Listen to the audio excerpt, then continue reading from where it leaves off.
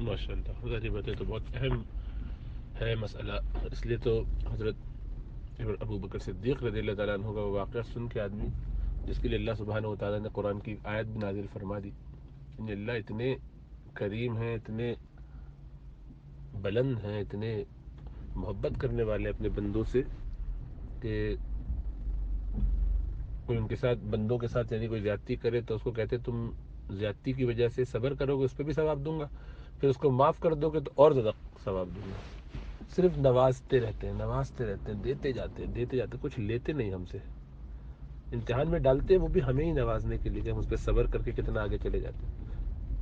اور انسان کیسا ہے کہ اللہ سے تو اپنے ہر گناہوں کی معافی مانگتا ہے اور چاہتا ہے معافی مانگنا، اور بار بار وہ توبہ ٹوٹتی ہے اس کی، پھر معافی مانگتا ہے. لیکن جب اس کا معاملہ اپنا آتا ہے تو حقیقت یہ ہے کہ دوسروں کو معاف کرنا اس کو ذرا مشکل لگنے لگتا ہے. یہ تو اللہ سبحانہ و تعالیٰ کی صفات میں سے ہے. چنانچہ اللہ فرماتے ہیں کہ کیا تم یہ نہیں چاہتے کہ تمہیں معاف کیا جائے؟ تو پھر تم بھی اللہ سے معافی مانگتے ہو تو بندوں کو تم بھی معاف کرو. جب خود اپنے لیے معافی چاہتے ہو تو دوسروں کو بھی تو معاف کرو. وہ کام جو تم خود نہیں کرتے کیسے پھر اللہ سے سوال کرو گے؟ مطلب یہ کہ اللہ ترغیب دلاتے ہیں فلیعفوا ولیصفحوا، چاہیے کہ ان کو معاف کر دیں، چاہیے کہ ان کو بھی درگزر کریں ان کے ساتھ. جو ایسا کرتے ہیں وہ یقیناً اللہ کے بڑے قریب ہوتے ہیں. تو ابو بکر صدیق نے ان اپنے کزن کو، جن کا نام مصطح بن اساسہ ہے، مصطح بن اساسہ، ہو سکتا ہے یہ والا واقعہ بھی بیان کیا ہو مولانا نے. بہرحال مصطح بن اساسہ نام کے ایک صحابی ہیں جو بدری صحابی ہیں اور بڑے صحابی ہیں رضی اللہ تعالیٰ عنہ. تو وہ جو حضرت عائشہ صدیقہ رضی اللہ تعالیٰ عنہ پر کچھ لوگوں نے الزام لگانے کی تھی، منافقین نے حرکت، اس میں 3 مومنین بھی ذرا ان کی بھی زبان سے ایک جملہ نکل گیا تھا جس کو اللہ سبحانہ و تعالیٰ نے پھر قرآن میں اتارا کہ بھئی ایسا کرنا بہت بڑا جرم ہے، کسی کے اوپر الزام لگانا، کسی پہ تہمت لگانا. پھر ابو بکر صدیق کے یہ کزن بھی تھے اور ابو بکر صدیق ان کو باقاعدہ ماہانہ راشن دیا کرتے تھے. تو انہوں نے اس وقت جب یہ قرآن میں آیت آگے کہ عائشہ بالکل پاک صاف ہیں اور 1 مہینے کا انتظار کر کے اس 1 مہینے میں کسی باپ کے لیے کتنی بڑی آزمائش ہے کہ وہ اس کی بیٹی کی بدنامی کی جا رہی ہے، منافقین اس کے بارے میں بات چیت کر رہے ہیں اور اللہ کے رسول صلی اللہ علیہ وسلم خاموش ہیں، انتظار کر رہے ہیں وحی کا. وہ مہینہ لگا پورا مدینے میں، جو سمجھو کہ اس وقت سب کچھ ایک ہولڈ پہ آ گئے تھے، نہیں ہر چیز رک گئی ہے، کچھ کام ہی نہیں ہو پا رہا. کیسے ہوگا؟ ہر طرف یہی چرچے اور یہ لوگ پیچھے مطالبہ کر رہے ہیں کہ ایسی عورت اس کو چھوڑے، اس کو کیوں آپ نے رکھا ہوا ہے. تو یہ اور لوگوں کے لیے ایک بدزبانی کرنا. ہر عائشہ صدیقہ رضی اللہ تعالیٰ عنہ کو تو اس کا اندازہ ہی نہیں تھا. وہ تو آخری دن ان کو پتہ چلا، بیمار تھیں اس لیے اماں کے پاس چلی گئی تھیں. اور پھر وہی پورا تفصیلی واقعہ وہ جو بیان کرتی ہیں بخاری شریف میں، تفصیلی اور کتابوں میں بھی ہے. آدمی کے رونگٹے کھڑے ہو جاتے ہیں کہ کیا حالات تھے. اور ایسے میں ایک باپ کی فطری بات ہوتی ہے، اس کے دل میں یہ خیال، یہ جذبہ فطری ہے آ جائے کہ بھئی میں ان کی جو مدد کرتا تھا یہ کوئی فرض تو ہے نہیں. ٹھیک ہے یہ دور کے ہمارے رشتہ دار ہیں، کزن ہیں، یا اسی خاندان کے ہیں، تو اس کے باوجود زکوٰۃ دینا فرض ہے، وہ میں دے ہی دیتا ہوں. جہاں بھی دوں انہی کو دینا ضروری نہیں. اور ان کو جو ماہانہ خرچہ دیتا ہوں یہ بھی کوئی ان پر تو فرض نہیں ہے، لیکن اس کے باوجود انہوں نے تو رعایت نہیں کی، نہ رشتہ داری کی رعایت کی، نہ ان کے پاس کوئی ثبوت تھا. پھر بھی یہ منافقین نے جو بات کی انہیں بھی اس میں شامل ہو گئے. تو اس سے دل ٹوٹتا ہے، ہر ایک کا ٹوٹتا ہے. اور اپنی بیٹی کے ساتھ ایسا ہو تو کتنا دل ٹوٹا ہوگا، وہ بھی نبی کی بیوی بیٹی. تو فطری طور پر تو آپ نے کہا کہ میں آئندہ ان کی اب مدد نہیں کروں گا. دل میں اپنے خیال اللہ سبحانہ و تعالی نے وہ ایک آیت ان کے بارے میں اتاری، وَلَا يَأْتَلِ أُولُو الْفَضْلِ مِنْكُمْ وَالسَّعَةِ أَن يُؤْتُوا. سبحان اللہ، ایسی پیاری بات فرمائی اللہ سبحانہ و تعالی نے کہ ایمان والوں کو، اچھے لوگوں کو، جو اولو الفضل اور اولو السعة وسعت ہے، یعنی جن کے پاس مال ہو اور جن کے جو فضل والے فضیلت جنہیں اللہ نے دی ہو، اونچے لوگ جو ہوں، ان کو نہیں چاہیے کہ وہ ایسی قسمیں کھا لیں اور اپنے رشتہ داروں، اپنے مہاجرین، اپنے دوستوں پر خرچ کرنے سے اپنا ہاتھ روک دیں. پھر اللہ کہتے ہیں کہ کیا تم نہیں چاہتے کہ اللہ تمہیں معاف فرمائے؟ تو تم بھی معاف کیا کرو. جیسے اللہ نے یہ پیار سے جملے ادا کیے ہیں अबू बकर सिद्दीक के कान में पड़े रज़ी अल्लाह ताला अन्हु, बस दौड़ उठे फौरन, हाँ बिल्कुल या अल्लाह मैं चाहता हूँ कि मुझे भी माफ़ किया जाए, या अल्लाह मुझे भी माफ़ी की ज़रूरत है, बहुत ज़्यादा, सबसे ज़्यादा ज़रूरत है। और रोते रोते फिर सामान अपने गुलाम से कहा, भाई आज के बाद ज़िंदगी में कभी हम यहाँ इनका राशन बंद नहीं करेंगे, चलो लग गए मुस्तकिल सामान लेकर आए। और तो ये है दरगुजर, तो इसको कहते हैं। आयशा सिद्दीक़ा रज़ी अल्लाह ताला अन्हा का दरगुजर आदमी देखे। हस्सान बिन साबित दूसरे सहाबी थे जिनकी इसमें आदमी जानी बात थोड़ा सा ऐसा हो जाता है, उन्होंने वो भी शामिल हो गए। जो 3 लोग थे उनमें से 2 मर्द और 1 खातून, हमला बिनते जहश, ज़ैनब बिनते जहश की रसूलुल्लाह सल्लल्लाहु अलैहि वसल्लम की फर्स्ट कज़न भी है, और ज़ैनब जो है आयशा की सौकन भी है, तो ये उनकी बहन है।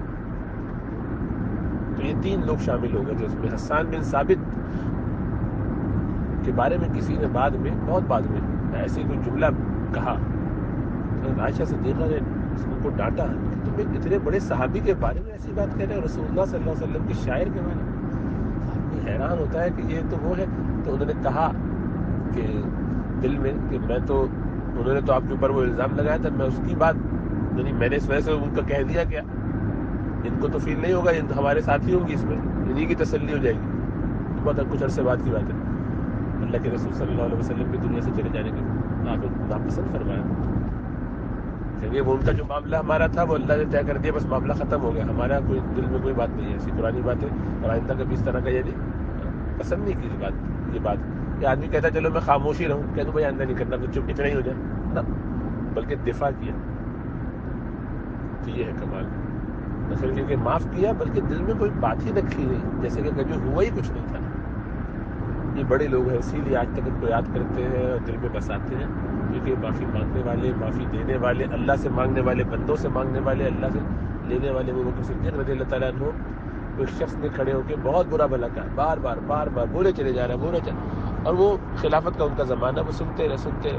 काफ़ी देर के बाद जब उसने बात पूरी कर ली तो जारी मतलब वो झूठे इल्ज़ाम थे जो वो लगा रहा था। बस लोग प्रोपेगेंडा में आते हैं या अपना ख्याल उनका होता है वो पेश कर देते हैं, शरीयत जानते नहीं, मसाइल बाज़ात नहीं जानते, बद्दू किस्म का आदमी। तो आप सुनते रहे, सुन लेने के बाद जब उसकी तसल्ली हो गई तो फरमाया भाई हो गई बात, हाँ तो भाई अल्लाह से एक दुआ करता हूँ कि या अल्लाह अगर जो बातें तुम कह रहे हो वो सच है तो अल्लाह मुझे माफ़ फरमा दे, मैंने ये गलत काम किया जो ये कह रहे हैं, और अल्लाह अगर ये बातें जो तुम कह रहे हो गलत है और यकीनन गलत है तो या अल्लाह इसको माफ़ कर दे जिसने मुझ पर ये इल्ज़ाम लगा।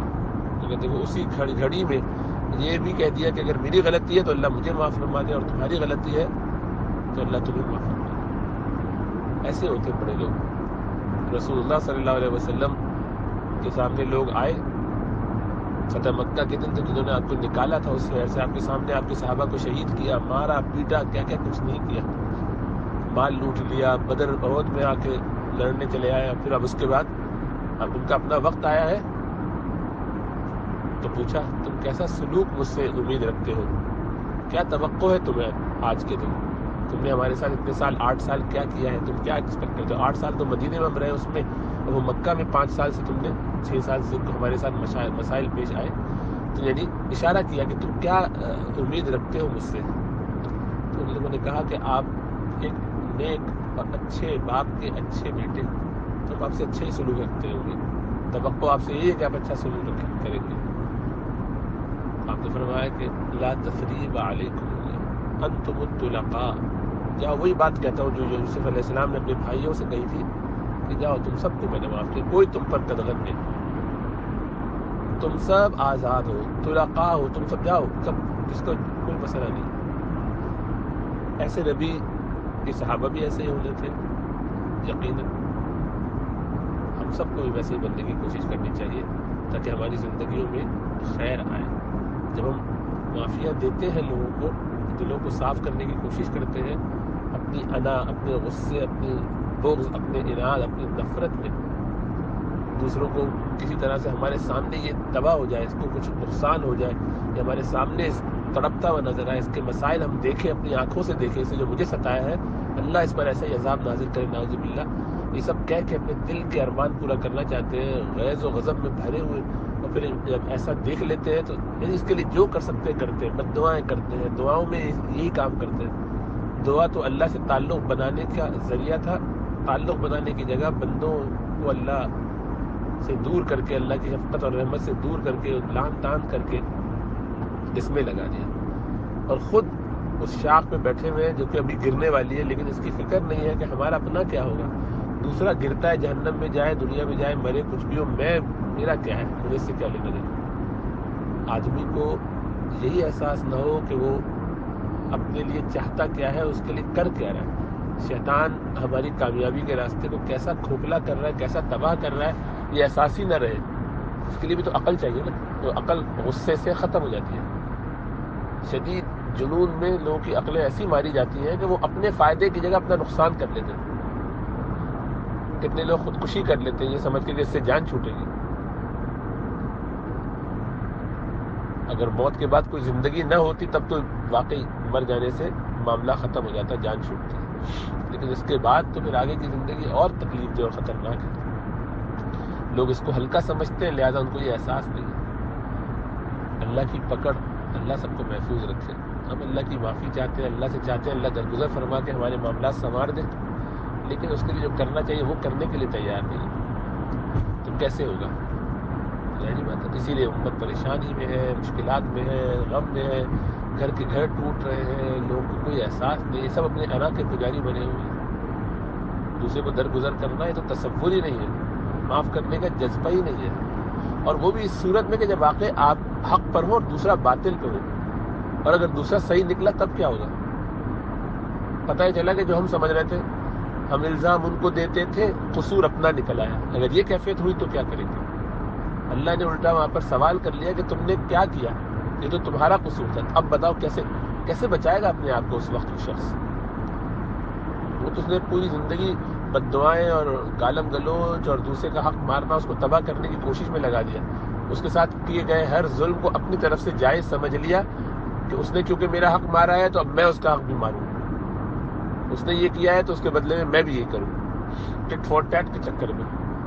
لیکن وہ تو اول تو ایسا کرنا نہیں چاہیے. کوئی کرے تو درست تو ہے کہ بھائی آپ نے اس نے اتنا ظلم کیا، آپ نے بھی اتنا ظلم کر دیا. وَإِنْ عَاقَبْتُمْ فَعَاقِبُوا بِمِثْلِ مَا عُوقِبْتُمْ بِهِ وَلَئِنْ صَبَرْتُمْ لَهُوَ خَيْرٌ لَكُمْ. کوئی تمہیں اگر کوئی اذیت دے، تکلیف دے، پریشانی دے تو اتنی ہی تکلیف، اذیت، پریشانی تم اس کو بھی دے سکتے ہو.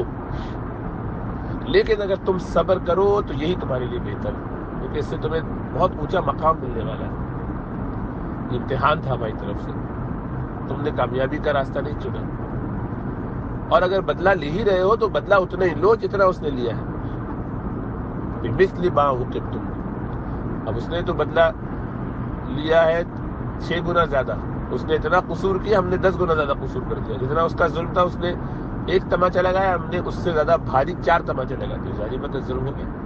اب برابری کی کوئی صورت نہیں. اب اس کو حق دینا پڑے گا قیامت والے دن. تو کیسے اپنا بدلہ وہاں دے گا؟ ساری نیکیاں دے کے فارغ کر دے گا. یہاں تو نیکیاں کرنے کی توفیق ہی نہیں ہوئی. اس لیے نہیں ہوئی کہ سارے وقت دوسرے کے لیے بد دعاؤں میں گزار دی. سارا وقت تو اس سازش کو بنانے میں گزار دیا کہ کسی طرح یہ گرے، اس کا نقصان ہو، اس کو ذلیل و رسوا کیا جائے. تو اپنے لیے کام کرنے کا موقع ہی نہیں تھا. یہ سوچنے کا بھی موقع نہیں تھا کہ میں کر کیا رہا ہوں. دیکھو شیطان کیسا بے وقوف بنا کے پاگل کر دیتا ہے انسان کو، چھو کے باولا کر دیتا ہے، اور وہ اپنا ہی نقصان کر بیٹھتا ہے. یہ احساس بھی نہیں ہوتا کہ میں کہاں جا رہا ہوں، کیا کر رہا ہوں. اسے شیطان کی چالوں کو سمجھنا بڑا ضروری ہے، بہت ضروری ہے، ورنہ دنیا اور آخرت دونوں کا خسارہ ہی خسارہ ہے.